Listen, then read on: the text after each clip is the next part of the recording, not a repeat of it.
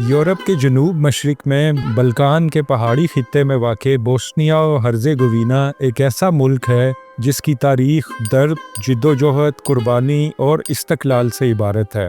یہ یورپ کے ان چند ممالک میں شامل ہے جہاں مسلمانوں کی اکثریت ہے اور جہاں اسلام صدیوں سے نہ صرف زندہ ہے بلکہ مقامی تہذیب و ثقافت کا لازمی حصہ بھی ہے۔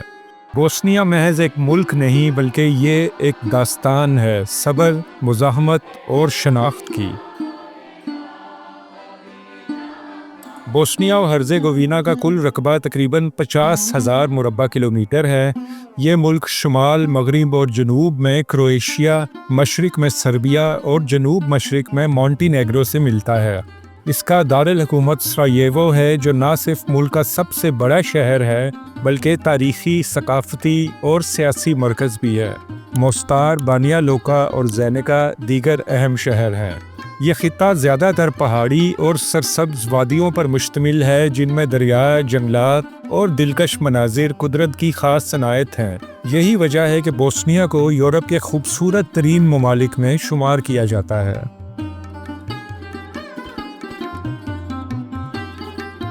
بوسنیا کی تاریخ قدیم زمانوں تک پھیلی ہوئی ہے۔ یہاں رومی سلطنت کا اثر بھی رہا اور بعد میں مختلف یورپی طاقتوں نے اس خطے پر حکمرانی کی، مگر بوسنیا کی تاریخ میں سب سے فیصلہ کن موڑ 15ویں صدی میں آیا جب یہ علاقہ عثمانی سلطنت کا حصہ بنا۔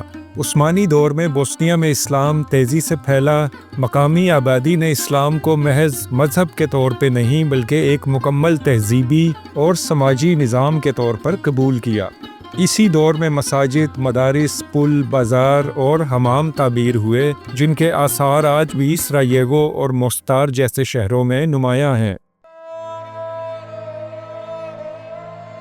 19ویں صدی کے آخر میں بوسنیا عثمانیوں کے ہاتھ سے نکل کر آسٹریا ہنگری سلطنت کے قبضے میں چلا گیا۔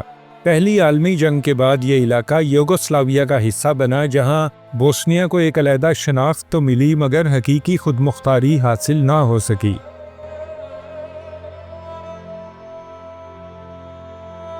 جب سرد جنگ کے خاتمے کے بعد یوگوسلاویہ ٹوٹنے لگا تو بوسنیا و ہرزیگووینا نے بھی 1992 میں آزادی کا اعلان کیا، مگر یہ آزادی ایک طویل اور خون ریز جنگ کی قیمت پر ملی۔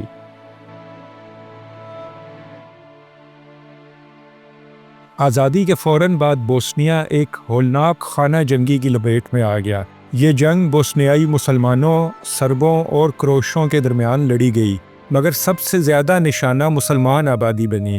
شہروں کا محاصرہ کیا گیا، بستیاں جلائی گئیں اور لاکھوں لوگوں کو بے گھر ہونا پڑا۔ جنگ کا سب سے دل دہلا دینے والا واقعہ سربرینیکا میں پیش آیا جہاں 8,000 سے زائد مسلمان مردوں اور لڑکوں کو منظم طریقے سے قتل کر دیا گیا۔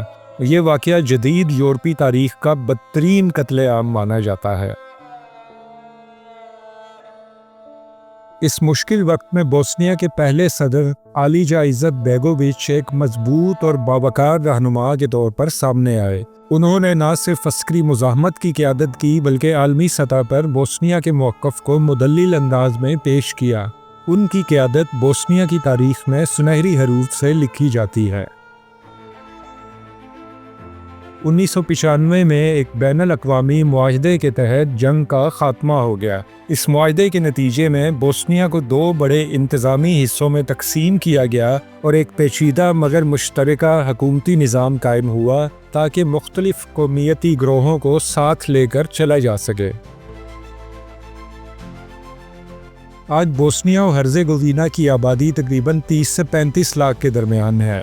یہاں 3 بڑے نسلی و مذہبی گروہ آباد ہیں: بوسنیائی مسلمان جو کل آبادی کا 50% ہیں، سرب آرتھوڈاکس عیسائی جو آبادی کا 30% ہیں اور کیتھولک کرویٹ عیسائی جو آبادی کا 15% ہیں۔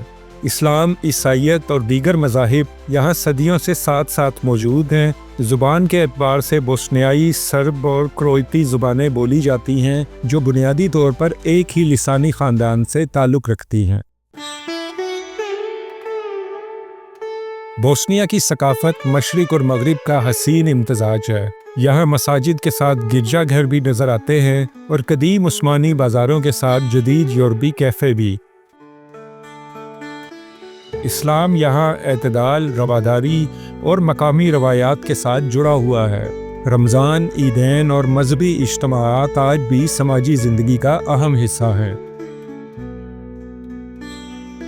بوسنیا کا روایتی کھانا سادہ مگر ذائقے سے بھرپور ہوتا ہے۔ کباب، گوشت کے پکوان اور مقامی روٹیاں عام ہیں۔ موسیقی میں سیودا لنکا ایک خاص صنف ہے جس میں محبت، جدائی اور یادوں کا گہرا رنگ جھلکتا ہے۔ جنگ کے بعد بوسنیا کی معیشت کو شدید نقصان پہنچا، مگر وقت کے ساتھ ساتھ حالات بہتر ہو رہے ہیں۔ آج بوسنیا کی معیشت کا دارومدار زراعت، چھوٹی صنعتوں، خدمات اور سیاحت پر ہے۔ سیاحت خاص طور پر تیزی سے ترقی کر رہی ہے کیونکہ دنیا بھر سے لوگ بوسنیا کے قدرتی حسن، تاریخی مقامات اور جنگ کی یادگاروں کو دیکھنے آ رہے ہیں۔ ملک کی کرنسی کنورٹیبل مارک کہلاتی ہے۔ پاکستانی شہریوں کو بوسنیا و ہرزیگوینا جانے کے لیے ویزا درکار ہوتا ہے۔ ویزے کے لیے درست اور مکمل دستاویزات، ہوٹل بکنگ، واپسی کا ٹکٹ اور مالی وسائل کا ثبوت ضروری ہوتا ہے۔ سفر کے دوران موسم، مقامی قوانین اور ثقافتی عادات کا خیال رکھنا چاہیے۔ بوسنیا کے لوگ عمومی طور پر مہمان نواز اور دوستانہ ہیں، خاص طور پر پاکستانی مسلمانوں کے لیے یہاں اجنبیت کا احساس کم ہوتا ہے۔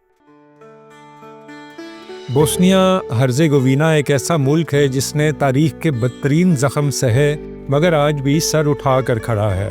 یہ ملک اس بات کی زندہ مثال ہے کہ قومیں جنگوں، قتل عام اور تباہی کے باوجود اپنی شناخت، اپنے ایمان اور ثقافت کو زندہ رکھ سکتی ہیں۔ یورپ کے قلب میں واقع یہ مسلم ریاست نہ صرف ماضی کی یاد دہانی ہے بلکہ مستقبل کے لیے ایک سبق بھی۔